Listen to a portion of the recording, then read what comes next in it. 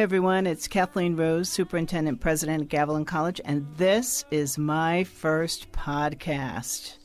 All right, this is a grand experiment, I'll admit, but this is actually an opportunity for me to communicate in a more global way to everybody.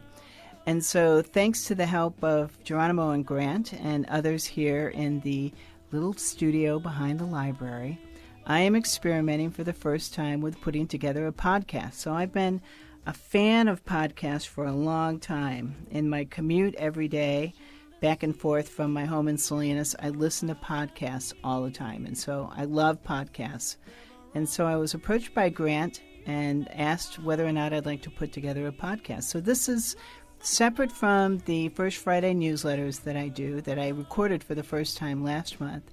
This will be an opportunity for me to do interviews of folks on campus or community members, and do some segments about what's happening on campus, and then do an ending segment about items that are on my mind, and to give an update about happenings on campus and things that we are working on and looking ahead to share with you about what's ahead in the life of the college overall.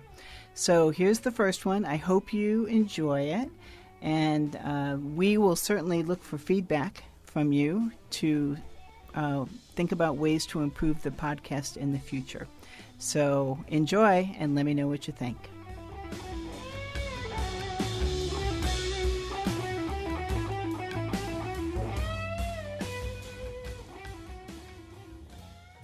Okay, so here I am for my very first podcast, presidential podcast. We really don't even know what we're going to call it yet.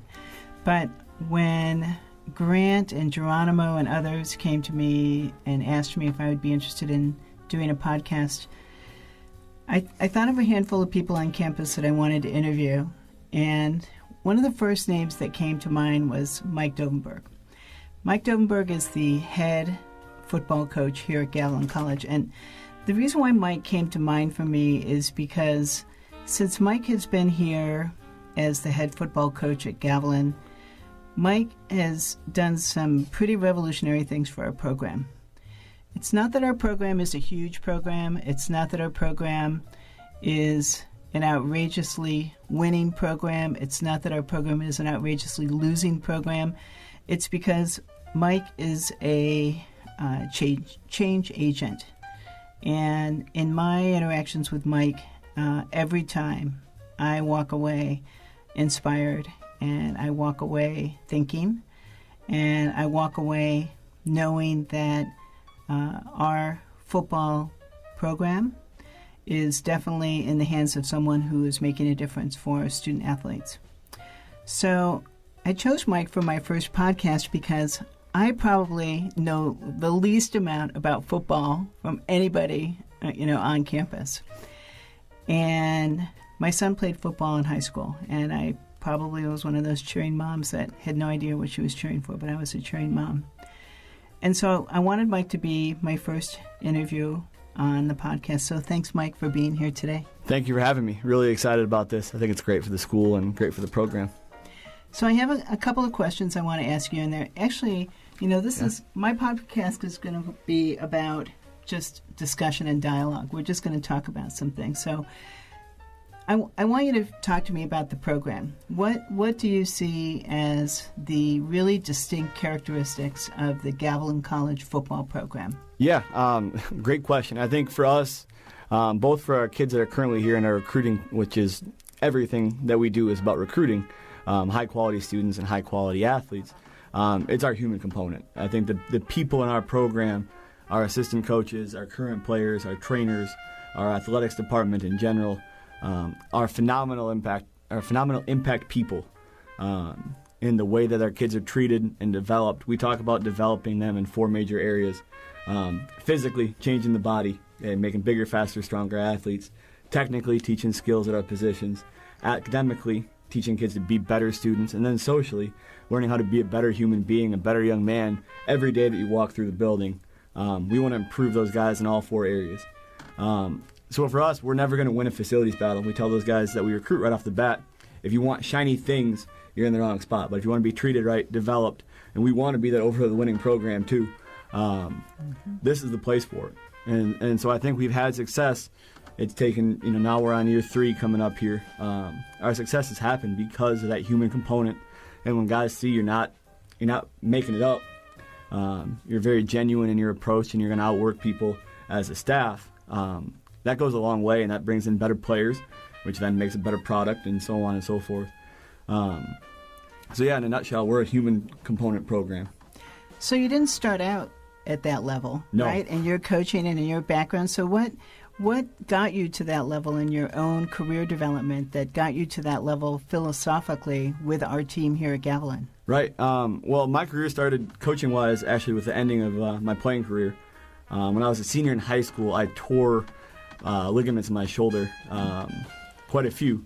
And long story short, I played with it through that senior year, and then it was inoperable. So no more football. So from that point, I think I spent a year away from it, missed it. I coached a high school team, inner city school in North Minneapolis when I was in school at the University of Minnesota.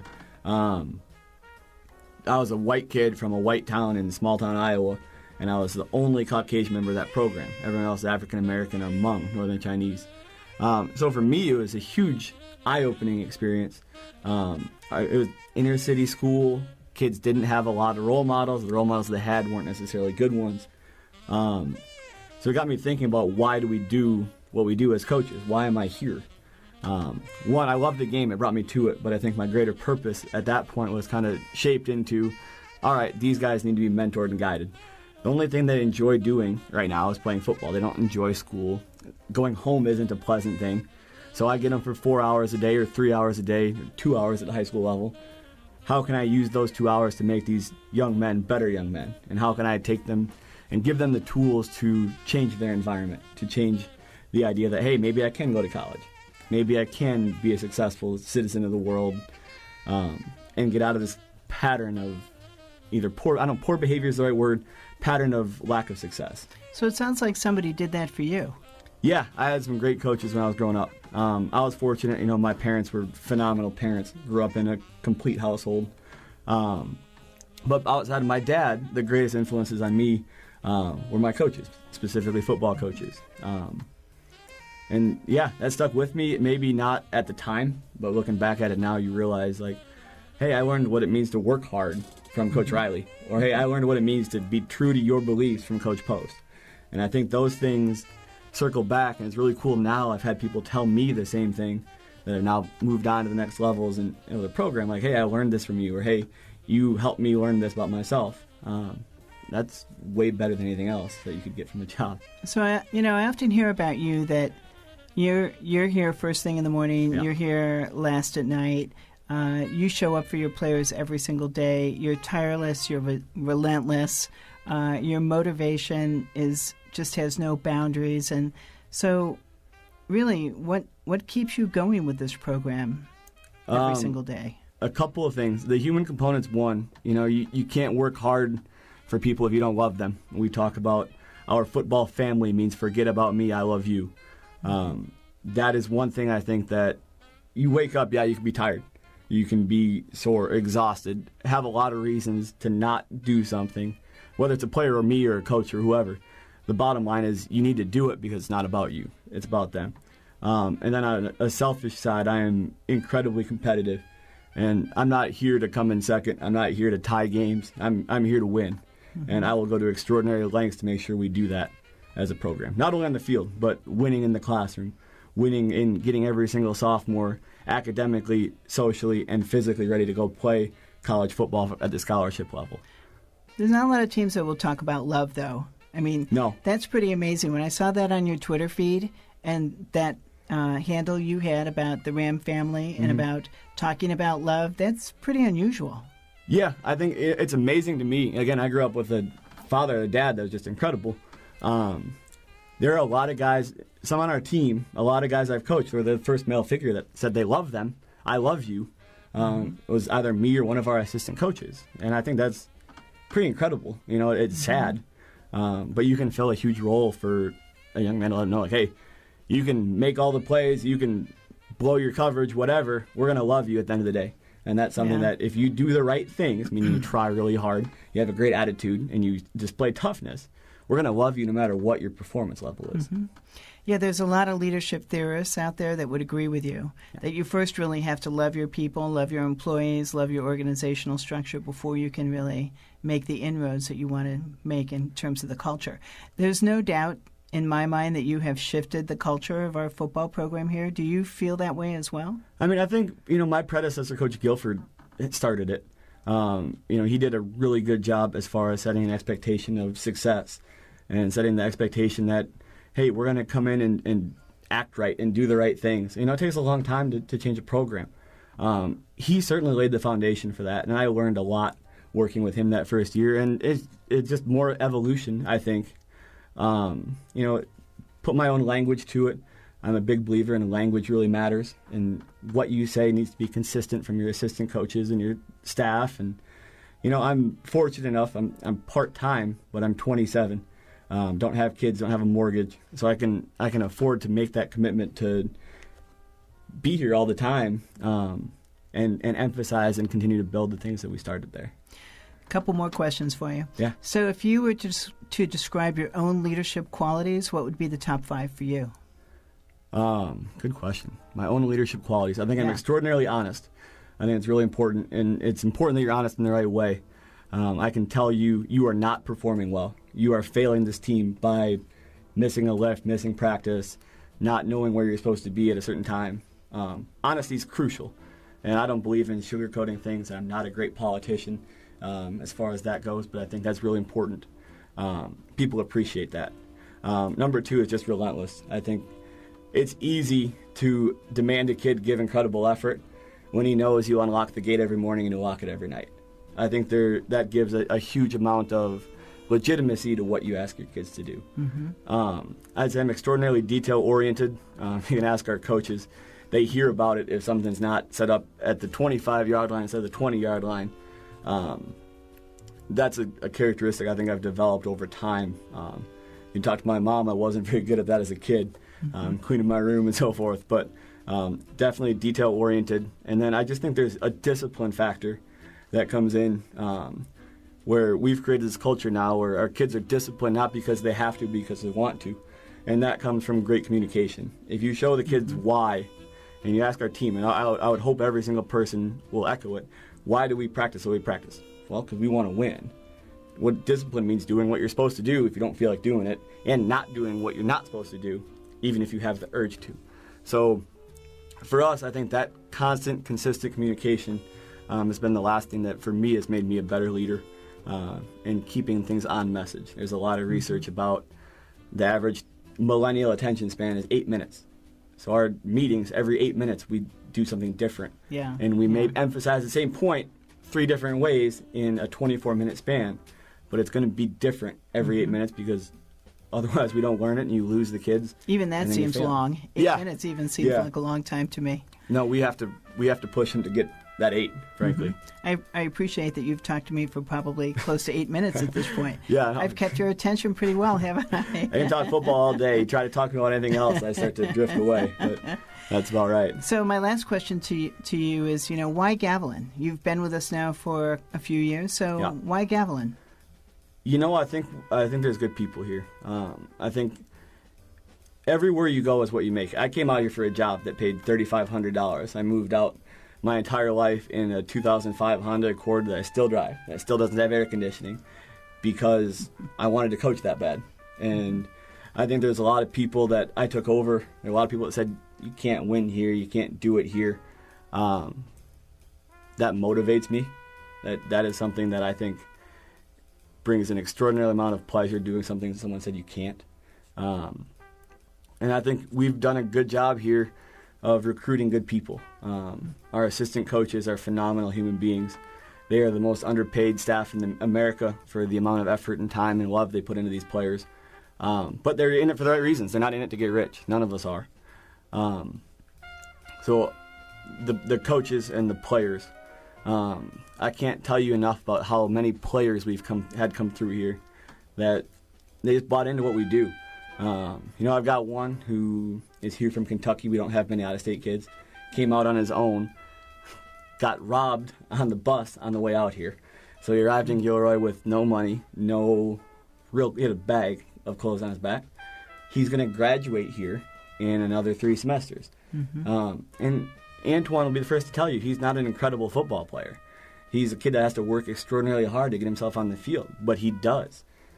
And to come to work for a kid like that every day, and I you are my boss's boss's boss, but when I show up at 6 in the morning, I show up to work for the players. And to come to work for the kids like that, I think there's nothing more rewarding than seeing that kid graduate, seeing that kid walk out of the office where he's paying his own bills and struggling to eat and struggling to make ends meet. And he's, man, Coach, God is good. I'm so happy to be here. And that's why Gavilan. Absolutely. That's why we're here. That's why I'm still here.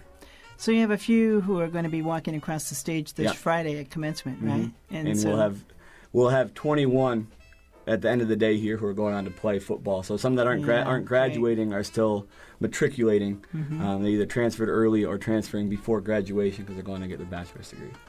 Pretty terrific odds. Yes. Pretty successful team, all told. Yep. We tell our guys, you come in and do the right things. You act right on and off the field. And eat mentality, effort, attitude, toughness will get you out. And the football part of it, if you're a Division I football player, we're going to get you Division I. If you're not, if you are like I am, where you're kind of small, kind of slow, and not particularly gifted, we can get you to play somewhere and have someone help you take care of it because you do the right things. We'll teach you enough to go play somewhere. That's fun. We have a lot of guys that are playing Division III NAIA football that coming out of high school had no opportunity. So that's rewarding. Came through Gavilan, it's fun to get them through, get them 2 years, get them moved on. I've reached out to guys now. This is the 3rd year, so we've had a year and a half worth of guys matriculated. One of the things I'm doing every day now is wearing a hat from somewhere someone's gone. And I would like to have to wear a different hat every single day of the year, every practice of the year. That's a great goal. Yeah. Well, Mike, thank you so much. You certainly did not disappoint for my very first podcast interview. Well, thank you. I really appreciate so much your taking the time out, because I suspect you guys are over there practicing, right? We're done practicing. We have a staff meeting going on right now. They're making recruiting calls. We met from 4 to 4:30. They're calling for about 45 minutes here. We're going back to meet again. Okay. So getting after it. Well, I appreciate you taking the time, and I look forward to following the program. I'm sure I'll come out for a couple of games this year. Excellent. And look forward to watching what the Rams do. So excellent. Thank you so much for having me. It's been an absolute pleasure. And you mentioned me helping the program grow and change. It's been awesome to watch the changes here on campus. Beyond just the facilities, the cultural changes that you're making as president. It's fun, and it's often, I know leadership is sometimes a thankless thing, but we certainly appreciate you. Thanks so much, Mike. Thank you, Dr. Rose. All right. It's been a pleasure.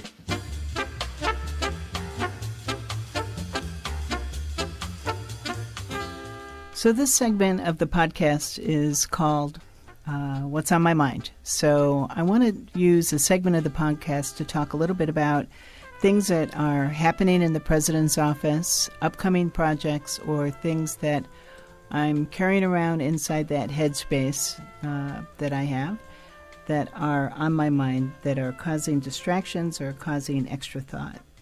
So this is the week of graduation, so I'm definitely thinking about graduation. Graduation is on Friday, and I understand from all of the amazing people that work in admissions and records that this is going to be the largest graduating class ever that the college has known. More than 700 students are eligible to receive degrees. We have, last count, almost 300 that will be walking the stage on Friday. And we will be awarding about 1,200 degrees and certificates all told. And that's an amazing thing. It's been a year of instruction, as it should be. It's been a year of innovation, creativity. Our faculty have done an incredible job of delivering quality curriculum and instruction by design in all of our associate degrees for transfer, all of our basic skills, all of our career technical education programs, and more. But with that, what's also on my mind is the idea of student success. How many of our students are transferring, how our students are persisting in their programs, how many students drop out, how many students start and then stop out, and what we're doing to address those issues. the students that we call in the murky middle, especially. Those students who begin and then never are really in a specialized or categorical program, who begin and are never really those who see a counselor because they're not eligible for specialized registration privileges. And then they leave the college for whatever reason, and then we never hear from them again. The murky middle students. So we're going to spend some time this summer and into the fall having conversations with all of you, all of the stakeholders about the murky middle students, and looking at data about how many of those students there are. There's a lot. And so that's on my mind as well. Other things include safety and facilities. This year has been a lot of change on campus. At the staff and faculty recognition dinner on Friday night, in my welcoming comments, I got up to the podium and I said, well, it's been kind of a boring year at Gavilan. We really haven't done a whole lot. We've all kind of shown up and we've taught, and we've gone home at the end of the night, and everyone kind of chuckled because really, we all know the opposite has been true. There's been so much change in our facilities, so many projects that we've taken on, from the Student Center move to now what's going on with the pool, which we've dug up, and yes, we will be filling the pool back in later on this summer and into the fall, to the athletic field programs, to opening up San Martin and Coyote Valley, and now looking at the solar project going forward in the fall. We have that happening really soon. So after a while, it feels like we've been doing so much on the facilities side and not concentrating as much on the program side. We need to do that. We have 83 associates programs and 73 certificate programs. Maybe too many. Maybe it's time to look at what we're offering, and maybe it's time to look at how many students are graduating from those programs. That's on my mind. The Educational Master Plan has come out, and I know that for our faculty, that is at the top of your summer reading list. Well, that may be a little bit of a joke, a little bit of a sarcastic joke, but I'm hoping that it is. It's posted on the main website, and I want everyone to take a look at that because that is indeed our vision for the future. The Educational Master Plan is our roadmap, and we are going to be reading it and putting together an executive summary so everyone can take a look and listen over the fall when I'm coming around with a roadshow on the EMP to hear a little bit about what those themes are that will help to drive forward the vision for the college in the future. So those are some of my summer projects, and definitely that's what's on my mind as we wrap up the year and we think about graduation, that great walk down Sycamore Lane over the bridge with all of those 300 students in tow to go into the gymnasium one more time on Friday to confer those degrees. I can't wait because it's my first official year as president, and I get to shake all those hands. We're going to have an amazing keynote speaker and honorary degree recipient, so I hope you're there to see that. So until the next time, I hope that you have a season of rest and renewal if you are a faculty member. For staff and others, administrators who will be here on campus, I hope it's an opportunity to get through that email backlog and to look at some other projects having to do with some of these items I may have mentioned.